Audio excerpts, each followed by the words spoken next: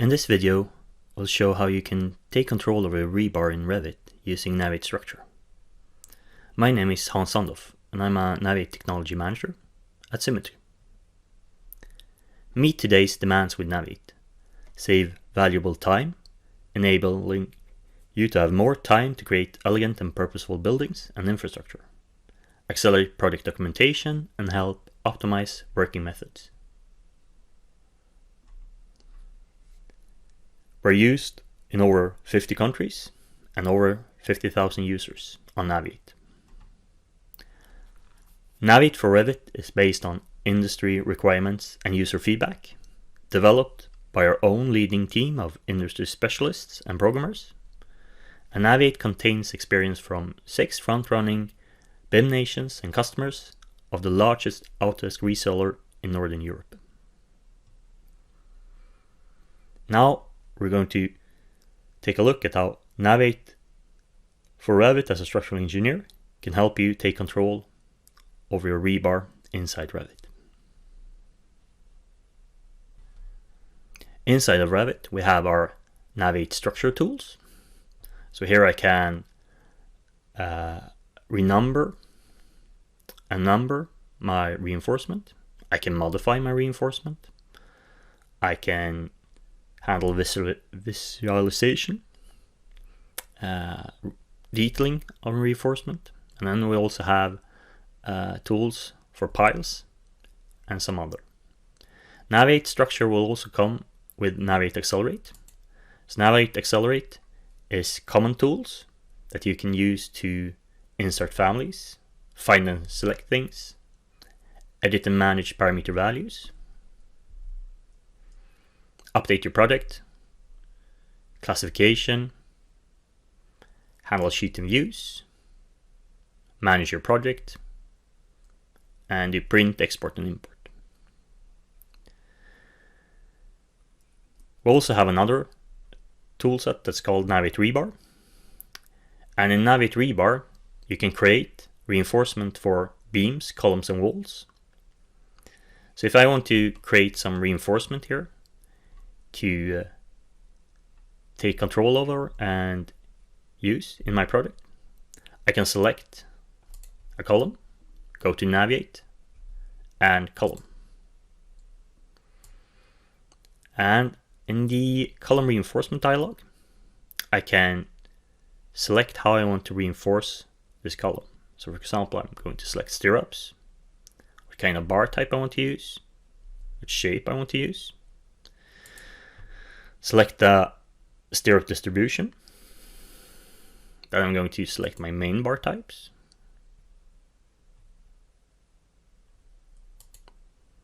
If I want hooks, how many bars, so other number of bars. And if I want connecting reinforcement, so I'm going to do that like this. And when I'm done, I can apply that to my column. I can also go into and save this as a setting. So if I want to use this in my project going forward, I can save this as a named setting. And then I can apply that setting to my column. Now when I've saved this as a setting, I can select multiple columns and apply that to those also. The column reinforcement in Naviate Rebar also works with propagate rebar. So if I select the column and propagate the rebar in that column to this column, let's apply the C1 setting also to this one. So now I have 4 I've created with column reinforcement and 1 I have propagated. If I make a change now, for example on the bar type, I want another dimension for my bar type. I select that and I save this name setting again. Then I will update all my 5 elements, including the one I did the propagate rebar to. So I'm going to select yes, and I also always get a report what has happened. So this time we have recreated bars inside. And if I want to show my bars here, I can use Naviate structure or Rebar. And visualization, this show obscured. If I want the same reinforcement inside of this column, I can select it. I can delete the rebar I created with the column tool, and then I can apply the setting again to this. I can also, so our functionality will always keep track of all of the constraints you have. So if I select my column, select all, and I change, for example, the rebar cover, our reinforcement will handle that also. So the tool will take care of that.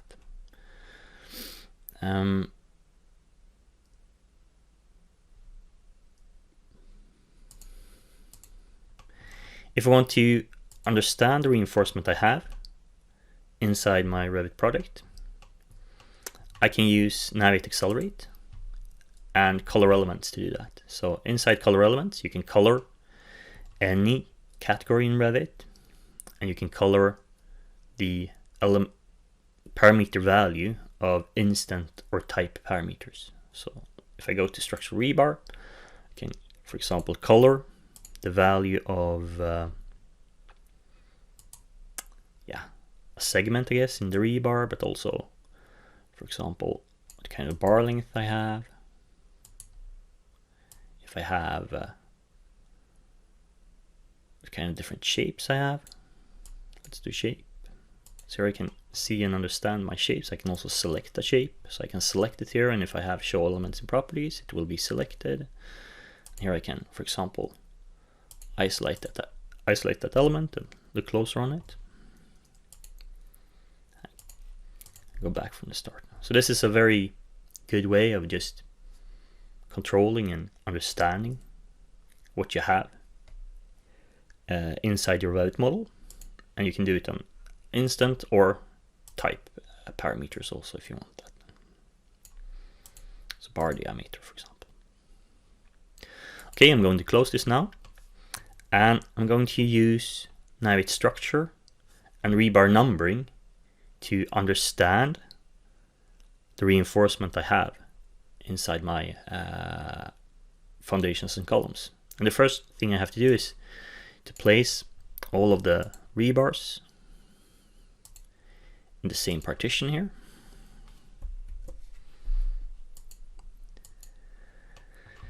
And when I go into rebar numbering, so this tool will help you keep track of all the reinforcement inside your product, and also keep track of all the changes you do to that reinforcement. So to start work with this, I'm going to select a partition. So here I have my partitions. I'm going to select the partition I just created. I'm going to analyze this partition. So when I analyze the partition, we will collect all the data from the rebar inside that partition. So I can select, for example, a rebar here, and it will also be selected. And I can see all the parameter values that are important for me. So this is a Swedish setting here. So I will see this as I would like in a Swedish context then. But the data here is it's the parameter values from the rebar. So I can double click on to zoom to. I can select something here also and do isolate elements if I want to look at them closer. I can reset it. Here I can also number the rebars. So if I want, I can select a start number. Then I can number the rebars and save that number. So now all my rebar will have different numbers in schedule mark. So schedule mark is a setting we do in configuration, so that's why we use schedule mark. You can use any other parameter also you want. And let's say we go in here and do some changes. So I want my reinforcement here Doesn't maybe need to be this diameter. Let's change it to another diameter.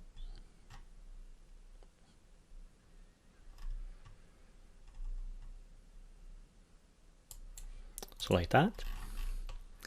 So if I go back to rebar numbering now, and I analyze this partition again, it will, so the data I have here is saved since the last time I analyzed. So when I press analyze again, we will update the data and we'll tell you what is not the same as before. So now we have two new rebars with the same number as the old ones, because I've separated out 8 of them from the 48 that was here before. So if I want it to be like this, I'm going to just renumber all my bars again and save that number series. I can also number manually here if I want. And then I'm going to clear my warnings. So the warnings is if you need a revision. I haven't sent this out as a specification yet, so I'm not going to need a revision on it. I'm just going to reset that. So that's a way of just controlling and working with your rebar to understand what's happening when you place rebars and just checking if everything is okay. And when I'm happy with the rebar and I want to send it out, I can go to rebar numbering and I can use my export. So I can export from my selected partition. I can select and type in some schedule information, and then I can go and do an export. So I'm going to export to Excel. And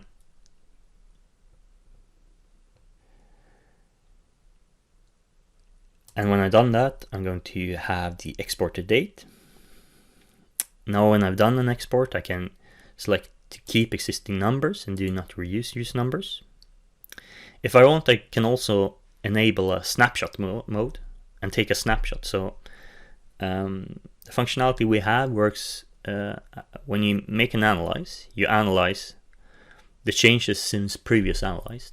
But sometimes, for example, when you have sent out a specification to site, you can enable a snapshot and take a snapshot.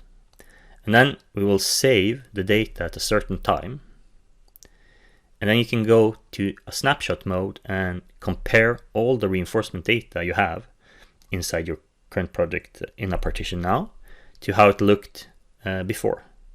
So I can go back like 5-6 weeks and look, or more, and look at how the data was compared to then by analyzing a snapshot mode. So I can show that. So if I do some changes now, maybe I want these two to also be 12, I guess, like this. So I change the bar diameter and I go into rebar numbering again. So here I want to send this out again. I want to compare to my snapshot, and then I will get everything that changed. And now, of course, I've changed some of the bars to another bar, and I have to update the number. If I have keep existing and do not reuse numbers, it will only update the correct bars. So I'm going to renumber this. It's going to be not 102 anymore, 103 and 105. Right. I'm going to save this. And when I've done that, I can also make a revision. So I can determine the need for a revision. So in this case, I've already sent this out. So I'm going to have to revise it. So I'm going to determine if I need a revision, and then I'm going to save this revision. Now I can export it out again as a revised. When I do that, I can also take a new snapshot for that revised.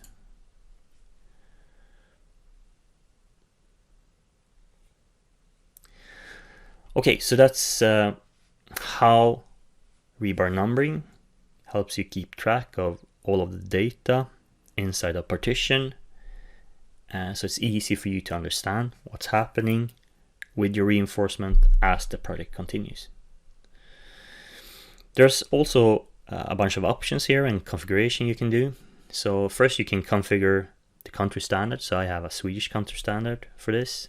Then I can go into configure and I can configure rebar numbering settings. So do I want to number by partition, or do I want to number globally?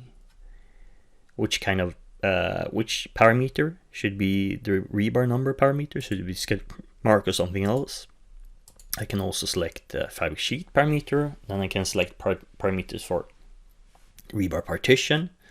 So this is of course if you want to make groups. You can't really use the partition parameter because it can't vary in groups. So then you can do a varying group parameter instead and use that.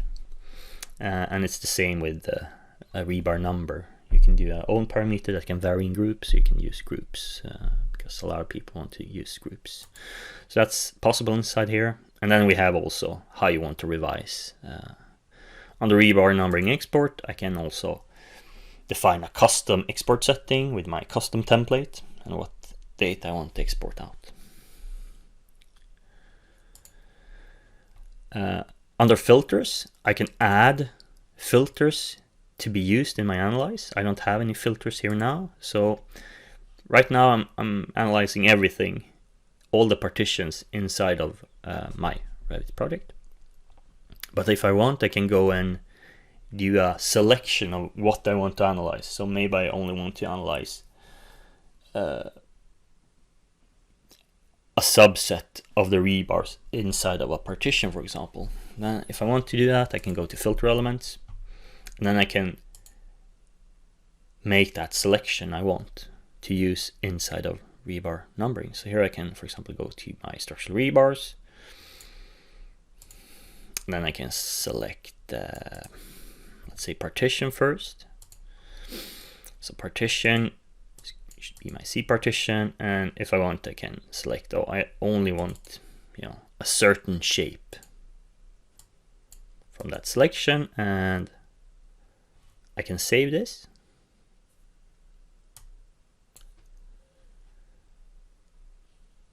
And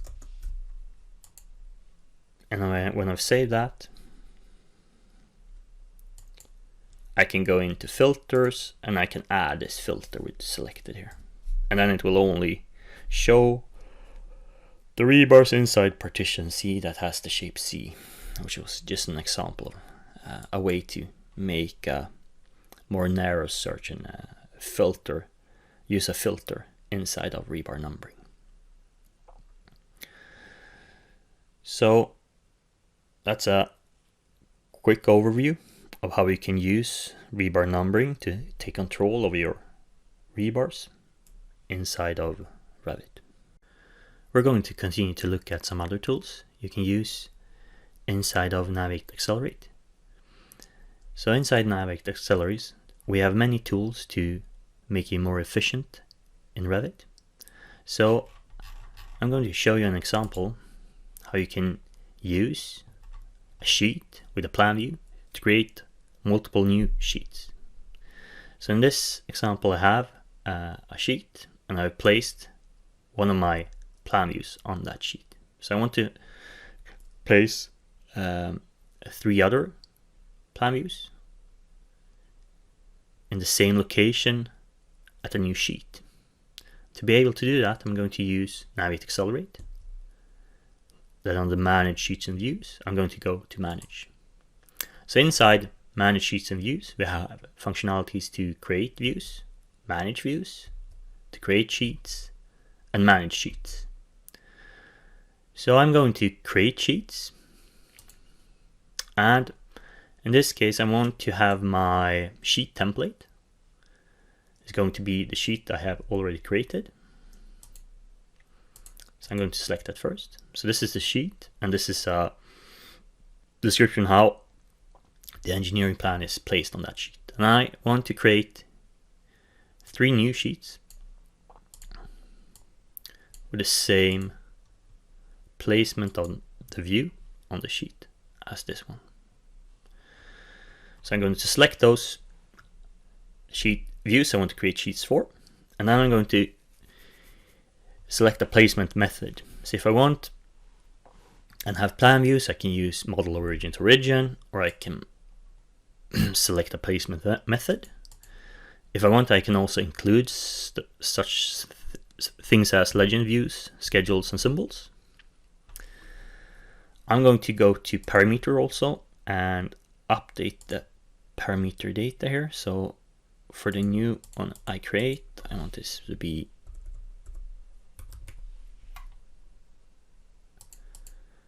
so I'm going to edit my sheet number inside of this function, so everything is correct when it comes to sheet number.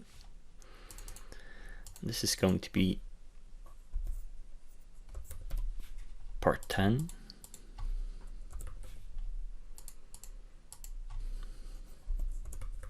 Okay, so now I'm going to edit all of the other sheet parameters later on. So now I'm going to create those sheets with create sheets. So I see 3 sheets was created. I'm going to press OK, and then I'm going to close this dialog. So now I see that this will turn blue, and I will have created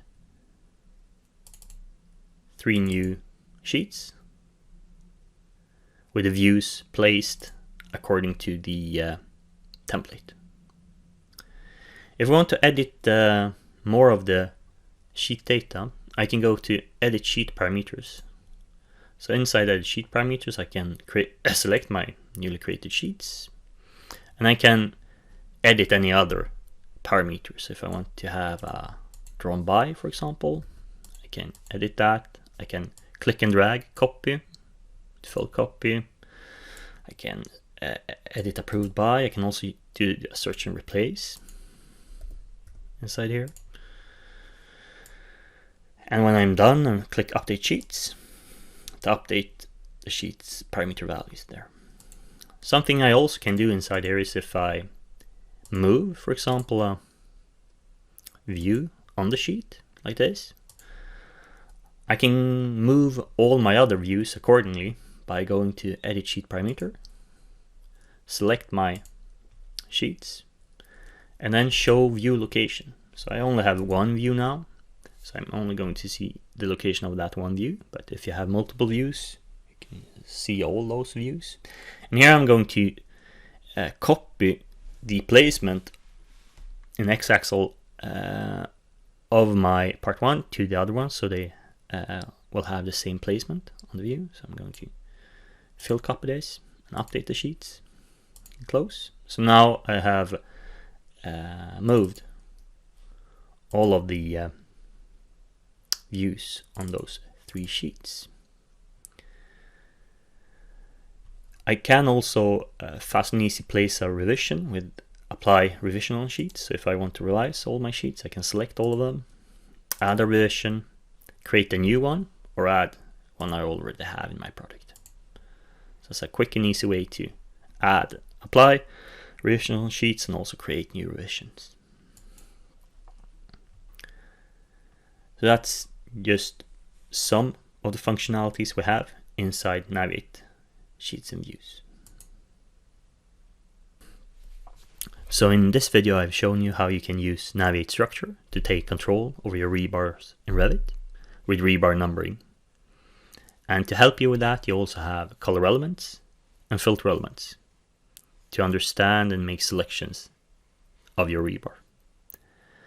And we also looked briefly of some of the functionalities that were inside Naviate Accelerate to manage and create sheets. If you want to know more, please go to naviate.com where you can read all about the functionalities I've talked to you about today, and you can also contact us there. Thank you.